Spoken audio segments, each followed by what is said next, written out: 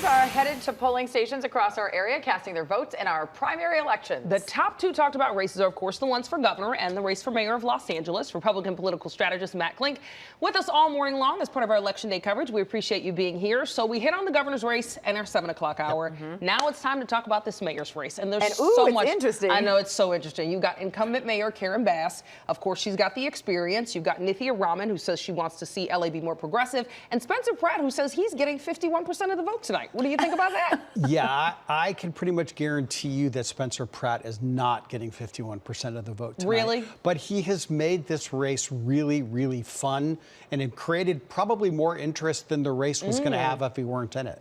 Well, that's so, you know, I do think he has added this kind of drama, but Nithya Raman is now also, when you look at the polling numbers and how close everyone is, are you surprised by that?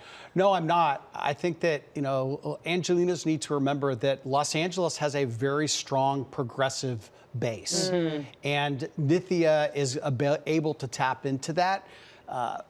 It's really three people competing for two spots, and Spencer Pratt, though, came out of nowhere.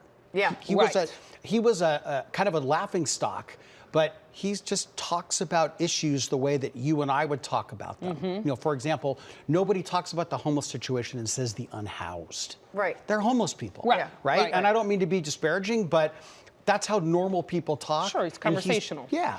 Absolutely. So what do you feel is going to happen? Do you have who's going to be the top two? Do you have a crystal ball? Yeah. Let me tell you. No, so, It feels like it could go any way.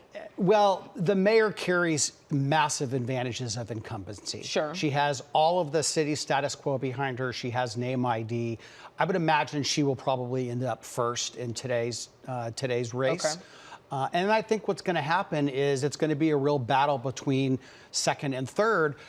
I think that Spencer Pratt's support, though, is not fully known in the public. A lot of people are voting for him, but they're embarrassed to say that they are. I don't know that that's true, because I have a couple neighbors that were very, very honest about doing that. I think they're more comfortable doing it now, but for a while they're like, really, you're going to vote for someone with no experience? And it's like, well, look what the experience has gotten us. Well, and that's kind of been his argument. Yeah. Right, exactly. Yeah. Well, I mean, he announced his run on the 1-year anniversary of the Palisades fire to make that specific point that this hasn't been working, and as a matter of fact, my house burned down, you know, here. So I do think he is able to cut through and speak to people in a different way. But when we look at a general election, if he does go through, you do have an incumbent mayor, and historically, that person has always made it like 99.9% of the time into the mayor's office. So what do you think moving forward if those are the top two get? So if it's Spencer Pratt versus Mayor Karen Bass, she's going to run a very traditional campaign. Her campaign team is very good. Does that work anymore? Absolutely does. It does.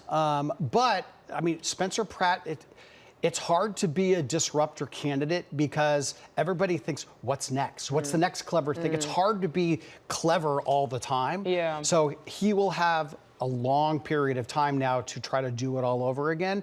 But if it's Nithya Raman versus the mayor, you have a really insider's game of who can govern best. That's not really something, it's not sexy that people are saying, oh, I'm worried about, you know, they want to know who's going to turn the city around. It's too nerdy for people? It is, it's totally nerdy. Yeah. So and I think, less dramatic. Yeah, it'll be a more fun election if it's Bass versus Pratt. You know, and I think that's what a lot of people, frankly, that's what people nationally are rooting for.